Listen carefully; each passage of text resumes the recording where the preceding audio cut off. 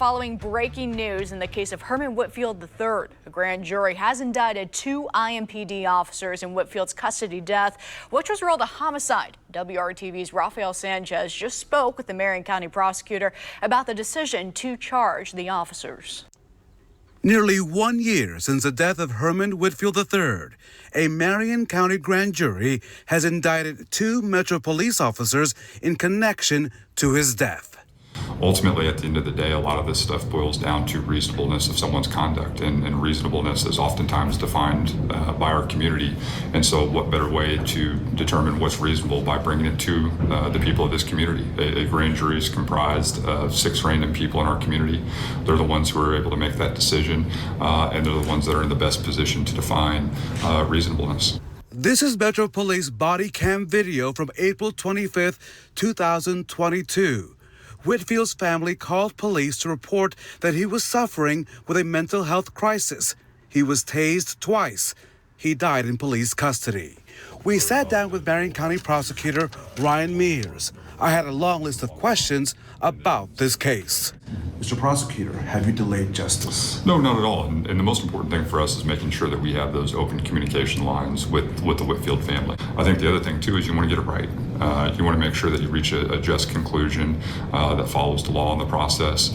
And it's not one of those situations where you're just able to snap your fingers and then boom, you're there. Another question. What's his message to IMPD officers who may feel under assault? How do you jive this one? Are folks going to say, here goes the prosecutor going after IMPD? I don't think it's about going after people. I think it's following the facts, and it's applying the law to those facts. The most important thing is always making sure that whatever you're going to do is supported by the facts.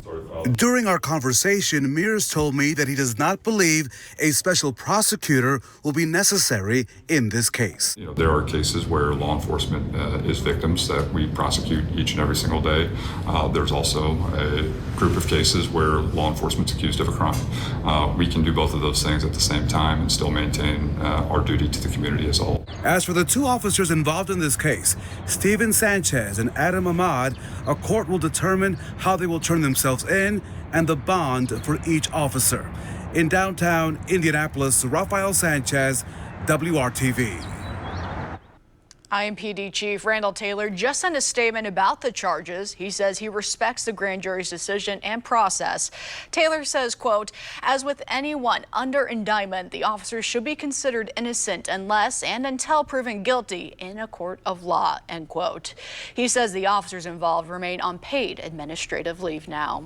So Rachel Wilkerson has been following this case since the beginning. And Rachel, you just spoke with Whitfield's family last week and again on Tuesday. And they've been pushing for accountability for almost a full year now.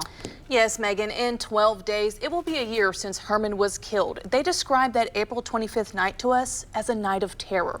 They haven't been sleeping, and they say just being in their home is a trigger.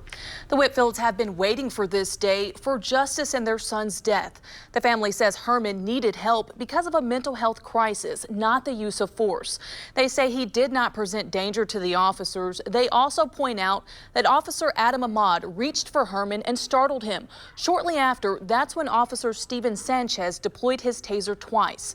Body camera footage showing the officer's hand on Herman's head while saying he couldn't breathe was key evidence in the case.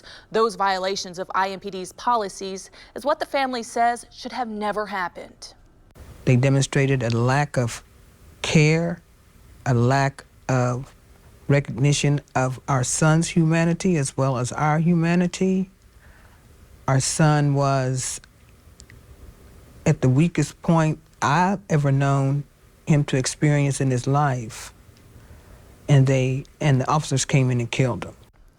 Now, there has been a call for the Federal Department of Justice to also come in and investigate Herman's death and IMPD's policies and procedures when it comes to responding to mental health calls. The Whitfields and their attorneys are holding a press conference today at 5:30 outside the City County building, and we will be there and we will have their reaction right here on WRTV at 5. Absolutely, following every step of it. Thank you, Rachel. We appreciate it. And you can also watch that press conference live on our Facebook page and find the very latest information at WRTV.com.